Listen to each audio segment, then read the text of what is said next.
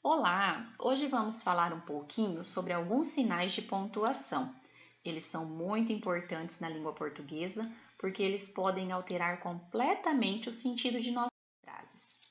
O ponto final sempre será utilizado para encerrar o fim de uma frase, para indicar o fim de um pensamento, como por exemplo, o dia está ensolarado e feliz. Ela chegou.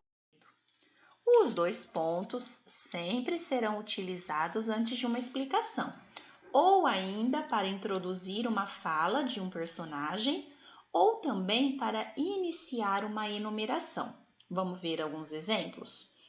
Na matemática, as 4 operações essenciais são adição, subtração, multiplicação e divisão. Nesse caso, os dois pontos foram utilizados para iniciar uma enumeração, ou seja, nós estamos falando quais são as 4 operações essenciais da matemática.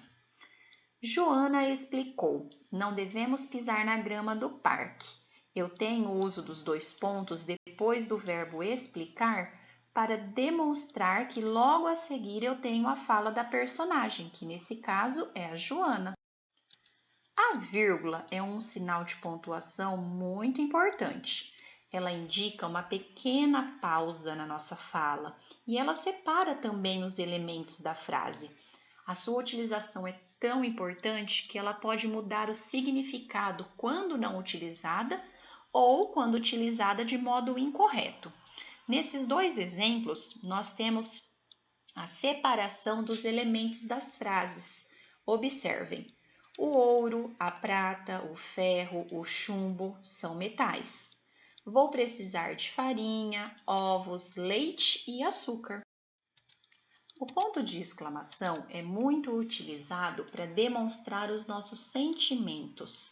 Como reagimos diante de uma surpresa, de um desejo, de um susto, uma ordem, um entusiasmo ou até mesmo um espanto. Como, por exemplo, que horror! Ganhei! Logo a seguir, temos o ponto de interrogação.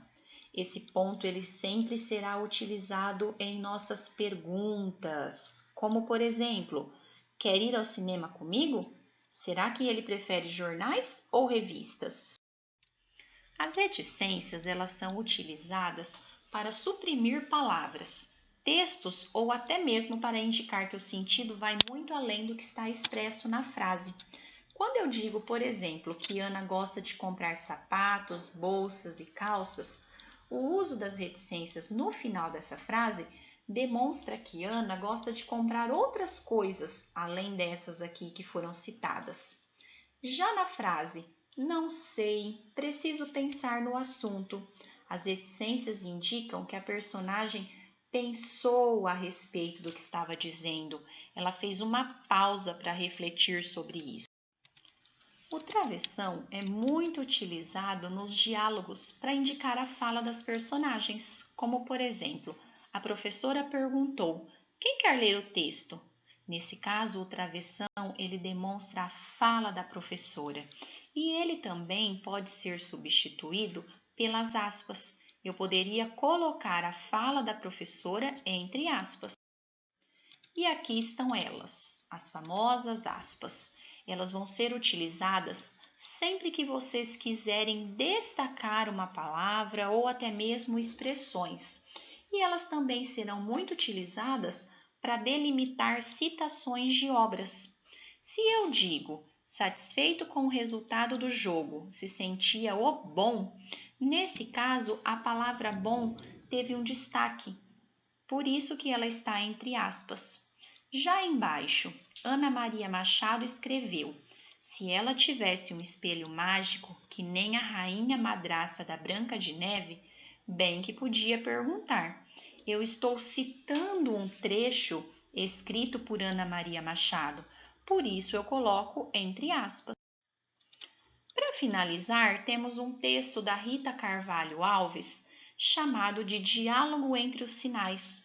Nesse texto, os sinais de pontuação conversam entre si e um quer ser mais importante do que o outro, mas a gente percebe que cada um tem a sua função, cada um tem a sua importância dentro do texto.